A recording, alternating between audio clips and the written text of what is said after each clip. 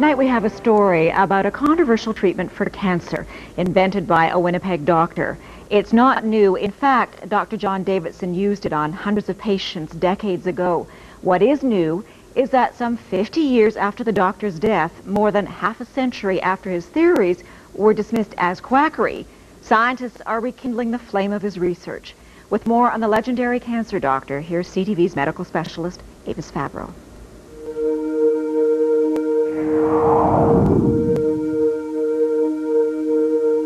His name was John Ralston Davidson, a respected family doctor in Winnipeg in the early 1900s. A great scientist as well as a great doctor. And this is Leslie Gurney Bishop, now 88, a journalist who documented Dr. Davidson's controversial treatment for cancer.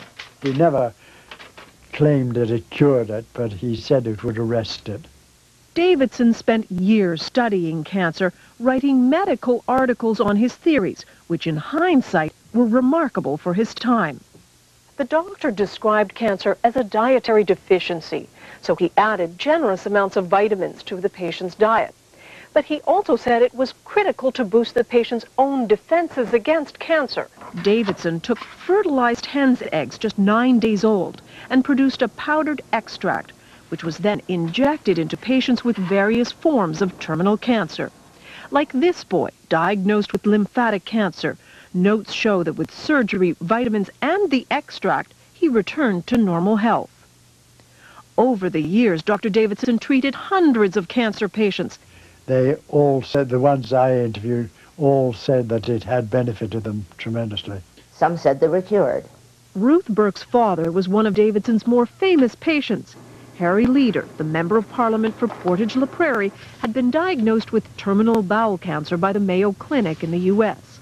But under Davidson's treatment, he improved. It was controversial scientifically, but that really didn't affect Dad. He believed in it.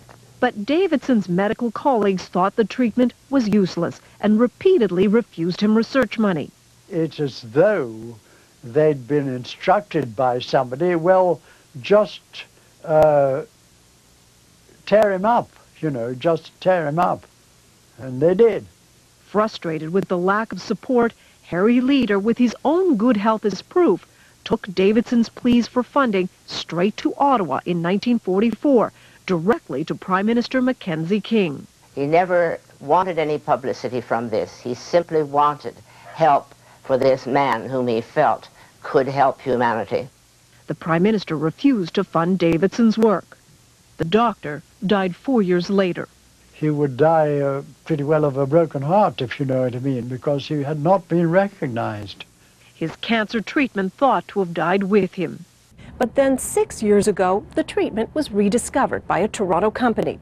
It hired researchers at Dalhousie University to test the theory. Could these embryonic chicken cells really be a cancer treatment? When research began, there was excitement. Davidson's extract, in many ways, could be a cancer vaccine.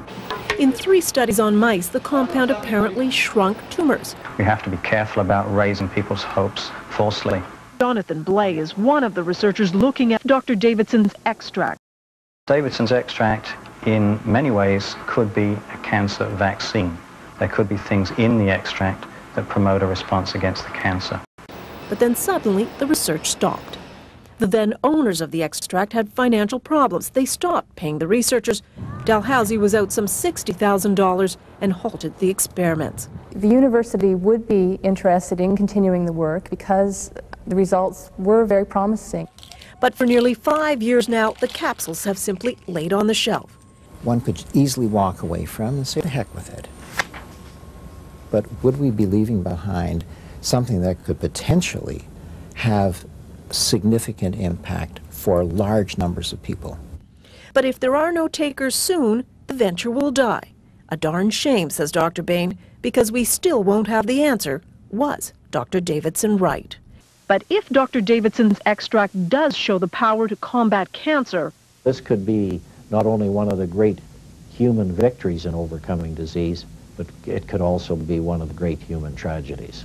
A tragedy because for the last 50 years, a possible cancer treatment and its pioneer were forgotten. Avis Favreau, CTV News, Toronto.